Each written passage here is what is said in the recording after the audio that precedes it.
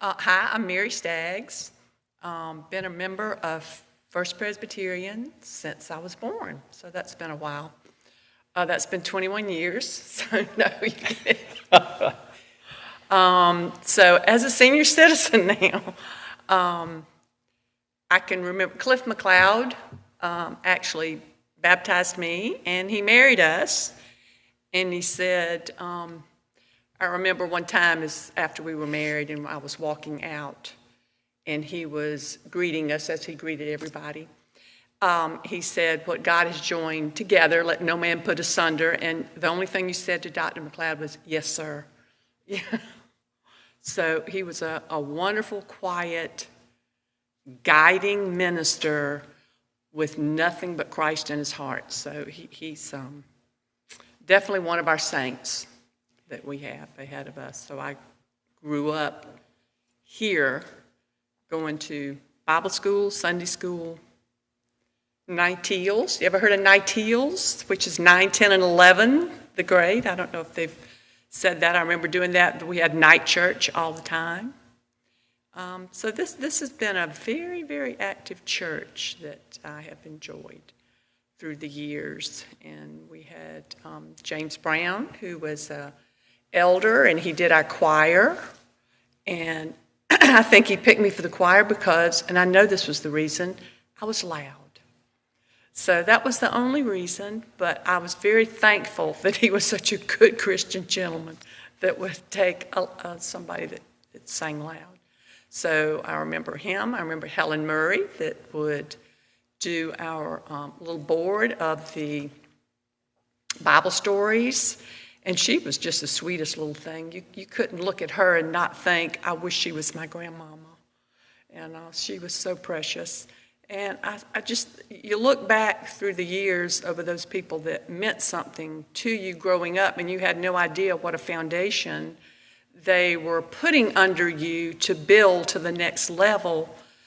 And a lot of that is being given the chance, I think, to live long enough to reflect, to look back, and to realize what an impact these good Christian people at First Presbyterian laid out.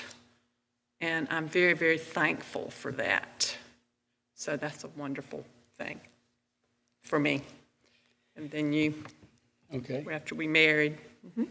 Well, I grew up in Williamsburg Presbyterian Church, but I knew a lot of the youth here because we used to have youth trienniums at different churches in the presbytery.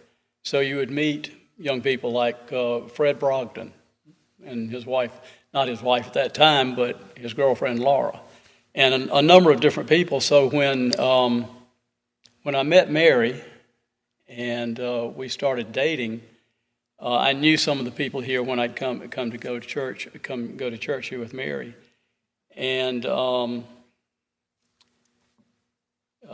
as Mary said, Cliff McLeod married us, and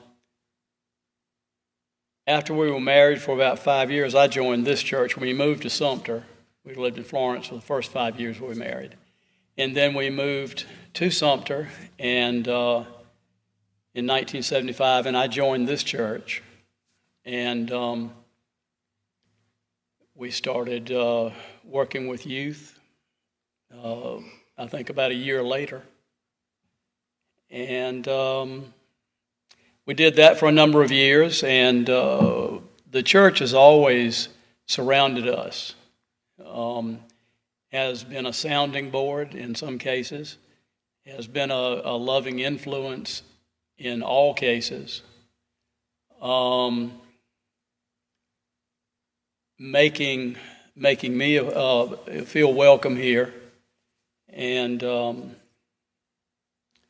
allowing me to participate in whatever the church was doing at the time. And Mary and I both worked together with the youth for a number of years. We both have served on the session. What else? Oh, speaking of church life, everything else. We just trying to summarize it all, but it's just through the years, there's just been so many connections with the people as you go along, because that's what the church is about, is all the people that are in it.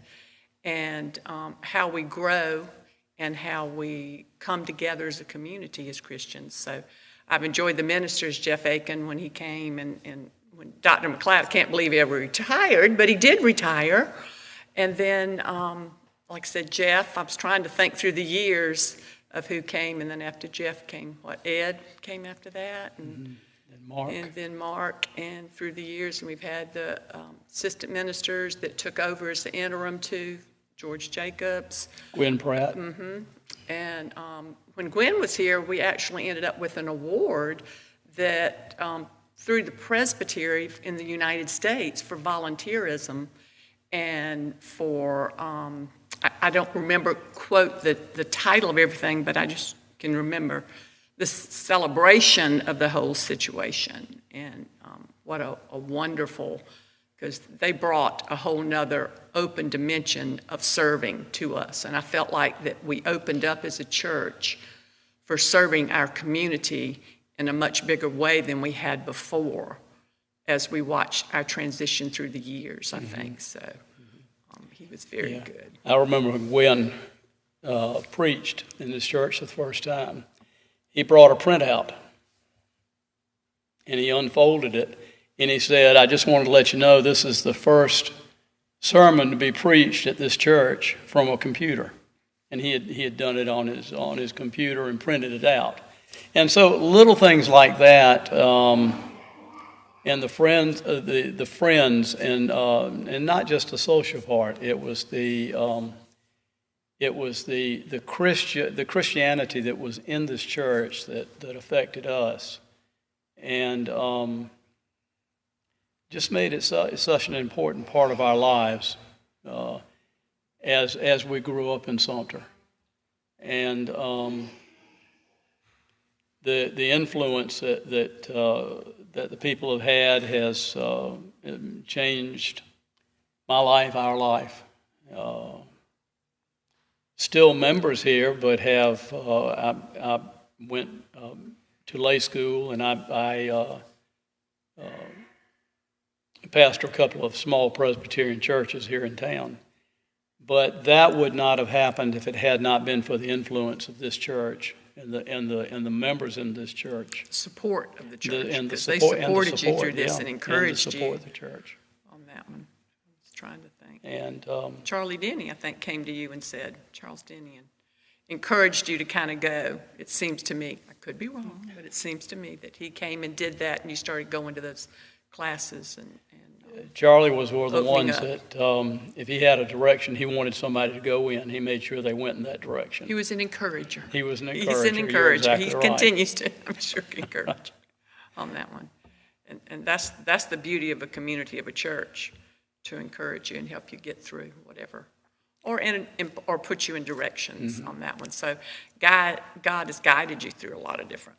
Well, I think that one of the big things that when we met with Cliff McLeod on counseling before we got married, one of the things, he stopped in the middle of one of our talks, and he said, "I've got to get this before I forget it." And he went out and came back with the First Presbyterian plate that he gave us, and it had First Presbyterian Church and the address and that sort of thing on it, and it gave us because we were getting married in this church, and that was just kind of a start of someone always pulling something out, saying, "Excuse me just a minute," and bringing something that always meant something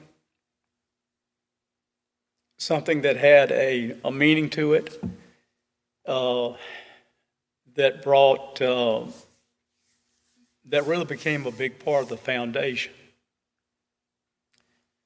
of our marriage, our life in this church, and all that the church meant to us.